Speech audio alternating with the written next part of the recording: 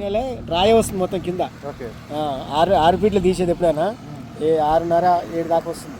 ఇక్కడ ఏంటి మరి ఇలా గోడ సరిగ్గా రాలేదు, ఇక్కడ గోడ సైడ్ సంపు సార్ ఇది పక్కన సరిగ్గా రాలేదు, అలా తీస్తారా లైన్ వేస్తారు. ఓకే. సో ఒక సైడ్ తీసుకుని వచ్చారు కదా, almost half of the tank వచ్చేసి కొలతలు బాగానే వచ్చినాయి, ఎడ్జెస్ అన్ని బాగానే వచ్చినాయి. నెక్స్ట్ సెకండ్ హాఫ్ కూడా ప్రాపర్గా వచ్చేటట్టు చేస్తానంటున్నారు. చూద్దాం ఎలా లాస్ట్లో మేము చూపిస్తాను. పిల్లలు పార్కింగ్ కాలం ప్లస్ సంప కలిపి గొయ్యి తీసేస్తున్నాం అండి. రెండింటి మధ్య 1 ఫీట్ ఉంది కాబట్టి సింగిల్ గొయ్యి తీయవలసి వచ్చింది. సో సంపకి కాలం మార్కింగ్ రెండు కలిపి ఒక గొయ్యి అయిపోయింది. తర్వాత దాని కాలం ఏ కాలం గొయ్యి తీస్తాము. సో కరెక్ట్గా ఇది సైజ్ ఎంత, సమ్ సైజ్ ఎంత? 8x11 సంప size. సో మన పిల్లలకి సంప కలిపి చేస్తున్నప్పుడు అది గొయ్యి ఎంత వస్తుంది మొత్తం?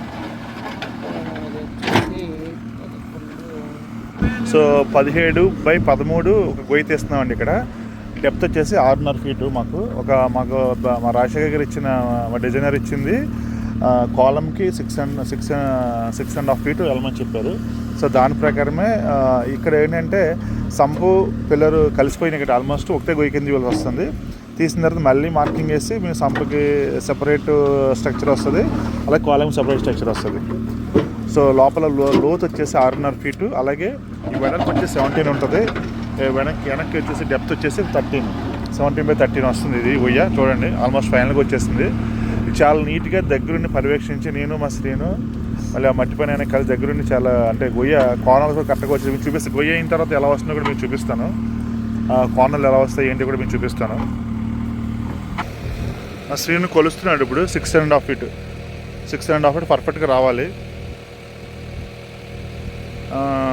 జూమ్ చేసి చూపిస్తున్నాను మీకు.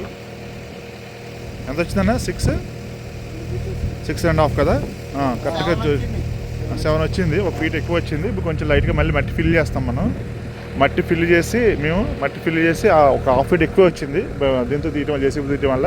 బట్ స్టిల్ మేము దాన్ని కరెక్ట్గా లెవెల్ చేసుకుని ఎడ్జెస్ అంతా మట్టి వర్క్ చేసి అంతా కూడా పర్ఫెక్ట్ చేసేస్తాం.